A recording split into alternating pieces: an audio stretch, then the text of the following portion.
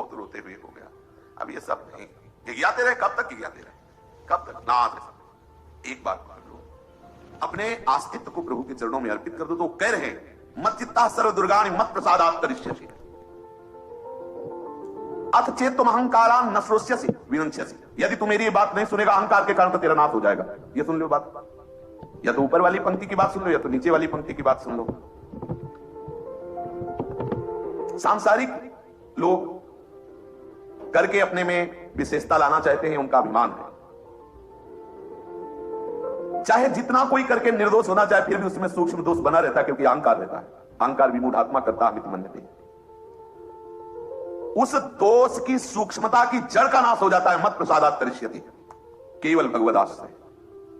मेरी जिम्मेवारी है, उसकी जिम्मेवारी नहीं, मेरी जिम्मेवारी है। वो कह रहे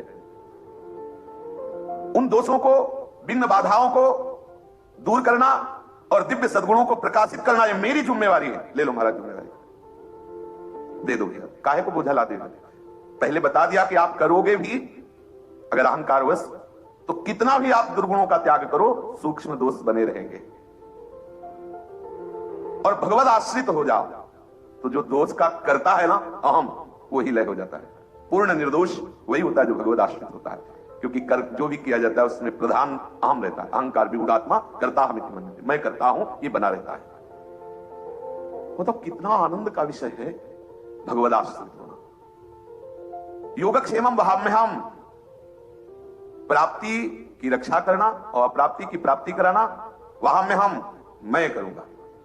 आप तो सिर्फ मेरे हो जाओ, मेरा चिंतन करो, मेरे हो जाने पर मेरा ही चिंतन होगा। मत प्रसादात् करिष्यति, मेरी कृपा से उत्तर जाएगा। ये केवल आश्रय जो ले लिया उसके लिए है। बातें समझ लेना, ये सूत्र केवल उसके लिए है जो आश्रित है, भगवद आश्रित। सारा कानून बदल जाता है एकमात्र इसी से, आश्रय से। समझ रहे हो? जब तक भगवद आश्रित नहीं हो तो सारे कानून लगेंगे सिद्धांत वैदिक। तो जब भगवद आश्रित हो गए तो एक अलग धर्म की रचना हुई जिसका नाम है भागवत धर्म। अलग धर्म है, वेदों के ऊपर विराजमान है, भागवत धर्म है, प्रेम धर्म है। वेदान्नम संन्यस्य सा केवलम भवचिन्न अनुरागम लभते, वो प्रेम को प्राप्त होता है। भक्त अपनी तरफ से जितना तुम्हें समझ में आ रहा है, जितना तुम समर्पण की भावना कर सकते हो करो। उसके बाद जो कुछ तुम नहीं कर सकते, नहीं समझ सकते, वो हमारे प्रभु करेंगे। आपको जितनी सामर्थ्य है आप आगे का कार्य हमारे प्रभु करेंगे। आप समर्पित हो जाइए। अगर कहीं भी कुछ अपराध हुआ है तो देख लो, संसार का संबंध है जहां आपसे अपराध हुआ है, आप प्रभु से विमुख हो उस जगह देख। जहां भी आपसे अपराध बनता है वहां प्रभु को आप साथ नहीं रखते हो, प्रभु के आश्रित उस क्षण नहीं होते, उस समय संसार का आश्रय लिए होते हो। जहां भी आपसे अपराध बनेगा, जहां भी आपसे गलती होगी वहां आप प्रभु से विमुख हो, प्रभु का आश्रय नहीं लिए हो, तो आप चिंता मत करो। थोड़ा भी आप प्रभु का आश्रय लोगे तो प्रभु पूरा आपकी वृत्ति को घसीट लेंगे।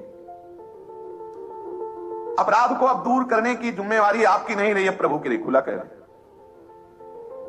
यद्यपि वो अपराध इसीलिए बन रहा है कि आप भगवत विमुख हो उतने क्षण के लिए, उतने विषय के लिए, उतने समय के लिए, लेकिन आप उसकी परवाह मत करो। अब पुनः भाव प्रभु के श्री चरणों की तरफ लाओ, बहुत जल्दी वो दुर्गुण, वो दुराचार प्रभु नष्ट कर देंगे। उस अपराध को दूर करके अपनी सन्मुखता प्रभु प्रदान करेंगे। वही कर रहे हैं, केवल अहंकार के कारण हम समझ नहीं पा रहे, वही कर रहे हैं। और जिस दिन आप सम्मुख हो गए तो उस दिन आप देखोगे कृपा में डूब रहे हो, आप पूर्ण कृपा में डूब रहे हो। समर्पित भक्त की सारी जिम्मेवारी प्रभु स्वीकार कर लेते हैं।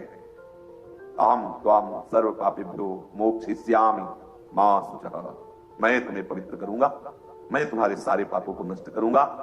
सर्वधर्मान परित्यज्य माम एकम शरणं व्रज, तो अहम त्वाम सर्व पापेभ्यो मोक्षयिष्यामि मा शुचः। कितने अमृत में वचन प्रभु बोल रहे हैं। जो प्रकृति और प्रकृति के कार्य शरीर आदि से संबंध रखता है, इसके आश्रित रहता है, उसके ऊपर शास्त्र का शासन लागू है, विधि निषेध।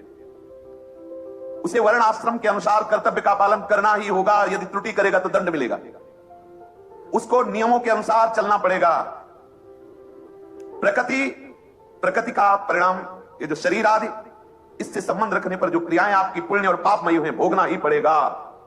अवश्य में भोक्तव्यम कृतम कर्म शुभाशुभम, उसका फल स्वर्ग नरक भोगना पड़ेगा। दुख सुख भोगना पड़ेगा। शास्त्रीय नियम के अनुसार, सूत्रों के अनुसार आपका न्याय होगा। और यदि आप भगवदाश्रित हैं, अब विधान बदल गया, ये अब राष्ट्रपति शासन लागू हो गया है। अब राष्ट्रपति की कृपा से होगी सारी बात। यद्यपि जज ने निर्णय कर दिया है कि फांसी की सजा के लायक अपराधी है और प्रमाणित हो चुका है कि इसे सजा फांसी की दी जाए, ये योग्य है, राष्ट्रपति ने माफ कर दिया। अहम त्वाम सर्वपापेभ्यो मोक्षयिष्यामि मा शुचः। मैं आपके श्री चरणों का आश्रय लेता हूं। अब शास्त्रीय कानून नहीं लागू होगा, अब कृपा उसका, कृपा से मत प्रसादात् तरिष्यति, अब कृपा काम करेगी। प्रभु कह रहे सर्व